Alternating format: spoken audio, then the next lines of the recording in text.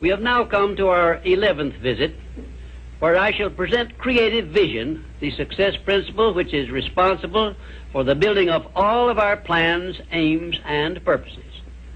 It has been said that the imagination is the workshop wherein we fashion the purposes of our brain and the ideals of our soul. I do not know of a better definition of imagination than this. There are two forms of imagination. First, there is synthetic imagination, which consists of organizing and putting together of recognized ideas, concepts, and facts arranged in a new combination. Very seldom does anyone create an idea or anything else absolutely new. Nearly everything known to civilization is but a combination of something that is old.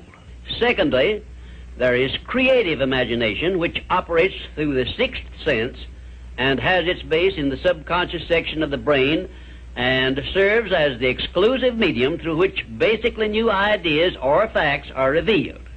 Let me give you some examples of synthetic imagination in action. 1.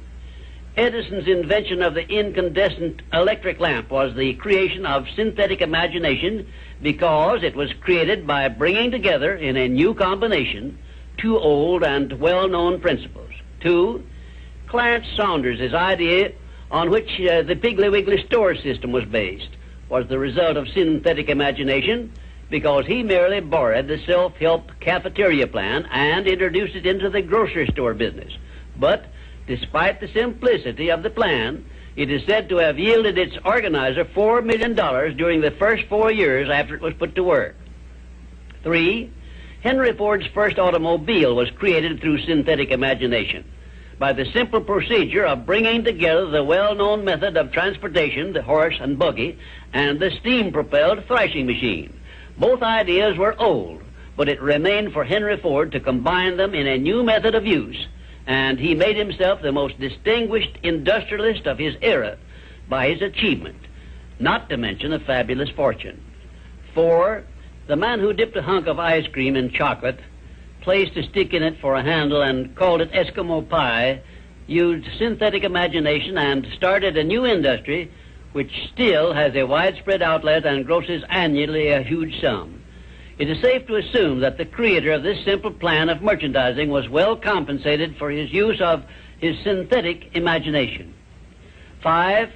F.W. Woolworth made use of synthetic imagination by the simple procedure of setting up a retail store in which a large variety of merchandise retailing at 5 and 10 cents per item was offered to the public, and lived to see his merchandising innovation start a series of similar retail stores which gross annually many millions of dollars in sales and made Woolworth rich in the bargain. Now, I shall give you some examples of creative imagination. 1. Edison's invention of the phonograph was the outgrowth of creative imagination because no part of his invention had ever been known or used previously. 2. Signor Marconi's invention of wireless communication was also the outgrowth of creative imagination because it was based on basically new ideas which never had been used previously. He was the first to discover the means by which the ether could be made to take the place of wires in the transmission of sound. 3. Madame Curie's discovery of radium was also the outgrowth of creative imagination because no one before her had ever revealed either the actual existence of radium or the method by which it could be recovered or refined. 4. Wilbur and Orville Wright's perfection of the modern airplane was partly the result of creative imagination and partly the result of synthetic imagination, because others previous to their time had discovered some of the ideas they used successfully, but they were the first to coordinate those ideas, so they worked. 5. Robert G. Letourneau made effective use of creative imagination by building heavy dirt-removing machinery, which involved ideas never before used, although he was practically unskilled in engineering and had very little schooling of any kind.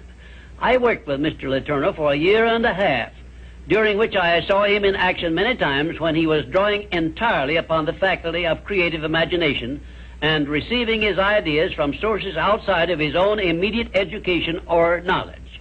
And right here, in case you have not already recognized the fact, I am bringing you very near the point where people sometimes tune in on their creative imagination and come up with ideas which benefit great numbers of people and make themselves popular and rich.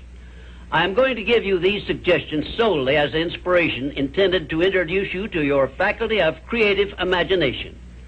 All the good ideas have been used up, did I hear you say?